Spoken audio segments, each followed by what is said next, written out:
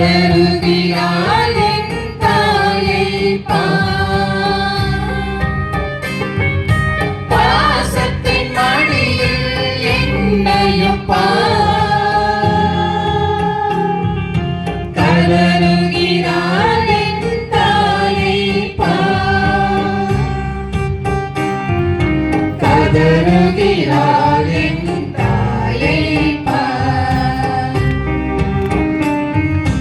உனக்காக மரித்தேனே, எனக்காக நீ என்ன செய்தாய், எனக்காக நீ என்ன செய்தாய். 13ஆம் நிலை. திவ்ய இயேசுவே மை ஆராதித்து வணங்கி உமக்கு நன்றி இருந்து ஸ்தோத்திரம் செய்கிறோம். உருகுலைந்த உயிரற்ற இயேசுவின் உடல் அன்னை மரியாள் மடியில் கிடத்தப்படுகிறது. தாயின் மடியில் ஒரு நிமிடம். என் பாசத்திற்குரியவரே, உன் வீட்டில் ஒரு சாவு என்றால் துக்கம் விசாரிக்க, உனக்கு ஆறுதல் கூற சொந்த பந்தங்கள் நண்பர்கள் என்று எத்தனையோ பேர் வந்து குவிகிறார்கள். அந்த உடலுக்கு விதவிதமான மாலைகள் மலர் வளையங்கள் வைக்கிறார்கள், வாசனை தைலங்கள் பூசுகிறார்கள்.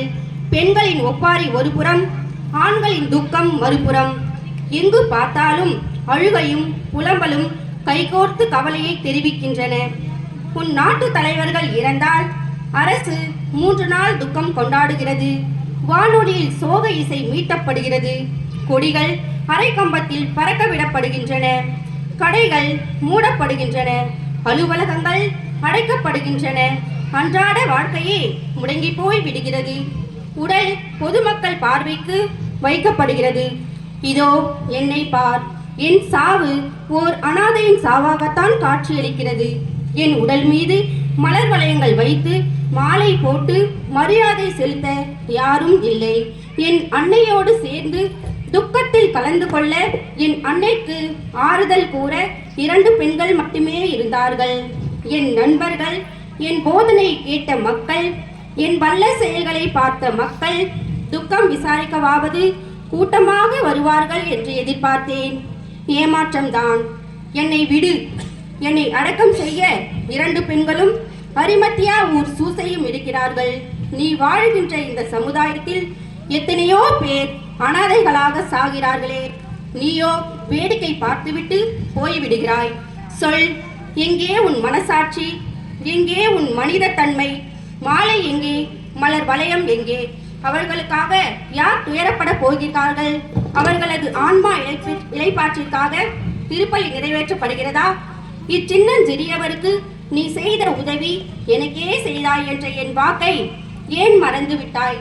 தன் தாயையோ தந்தையையோ கணவனையோ மகனையோ மகளையோ இழந்து தனிமையில் தவிப்போருக்கு ஆறுதல் கூற வேண்டியது நீதானே. துக்கம் விசாரிக்க வேண்டியதும் நீதானே. மறந்து விட்டாயா? நண்பா, நான் வாழ்ந்த சூழ்நிலைக்கும் இப்போது நீ வாழும் சூழ்நிலைக்கும் நிறைய வேறுபாடுகள் உள்ளன. நான் மறுக்கவில்லை. அதற்காக உன் மனசாட்சியை பூட்டி விடாதே. மனித நேயத்தை மறந்து விடாதே.